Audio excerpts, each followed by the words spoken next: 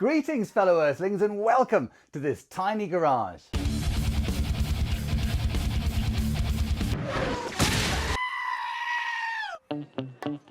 This project is about learning what the parts are called, learning how they work, and hopefully learning how to fix them. Now this week we're learning that timing is everything. I don't have any juicy engine parts to work on because they're all stuck at the machine shop having something measured or something machined. Now I did think that this might happen at some point, and it does give us an opportunity to answer some burning questions that I have about these cars. Alright then, why is the Porsche 911 ignition key on the left?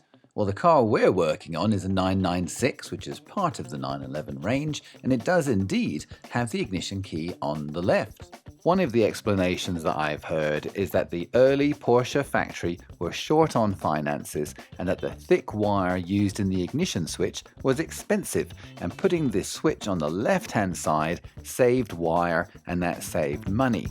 After a little bit of research of those first 50 aluminum-bodied Porsche 356s produced in Gmund, Austria at the end of the 1940s, it became obvious that their ignition switch is in the center, and the reason for that is because the wiring loom that goes back to the engine runs down the central tunnel, and so by having that switch in the center of the dash uses less wire, and all the other buttons and switches are in that area as well. And additionally, the fuse box is in the passenger glove box, and so it would make no sense at all to put the ignition switch on the left-hand side of the steering wheel if the aim was to try to save wire.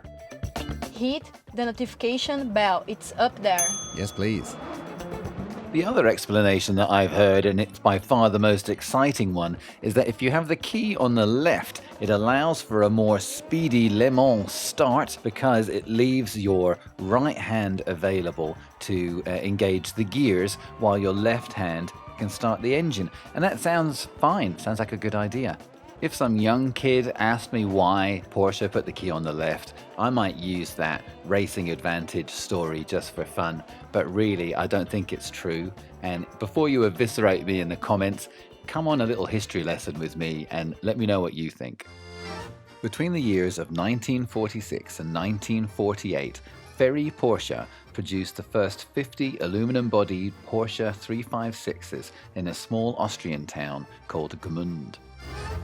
All of these cars have the center-mounted ignition, just like the Type 64 from 1939 and all the Volkswagens before them. By 1950, Porsche were allowed back to Stuttgart and began producing the Porsche 356 there, but with steel bodies. All of those Stuttgart-produced 356s had the ignition on the left-hand side. The Porsche 356 SL, or Superlight, that won its class at Le Mans in 1951, was one of the older aluminum-bodied Gmund coupes with a center ignition switch.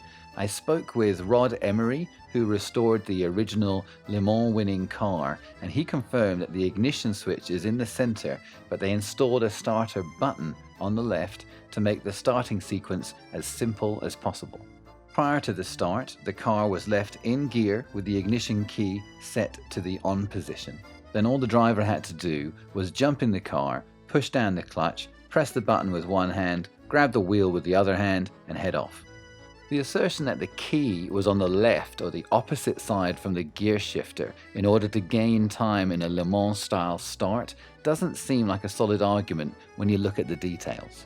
First off, the steel-bodied Porsche 356s with the key on the left were already being produced before Porsche were invited to compete at Le Mans. The car they ended up using at Le Mans was actually one of the early center key cars that they put a left-handed button into. Plus, if you think about it, if you were going to jump in your car to try to make a quick getaway, would you leave it out of gear?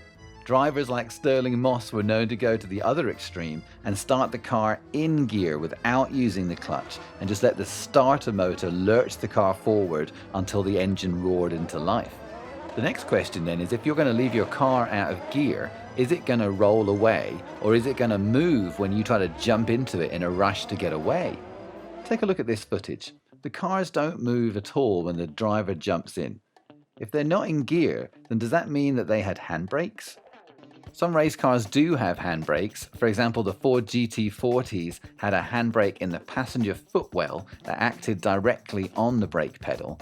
Many race cars don't have handbrakes at all because they add weight and complexity in the car that may never really use them. Instead, people just park them in gear, as you can see from these previous Le Mans winning cars that are parked in gear. The layout generally is counterintuitive to what people are saying. It doesn't seem to matter where the gear shifter is relative to the ignition switch because you're just going to leave it in gear and start the car and go. That was not the end of center key ignition for the Porsche range.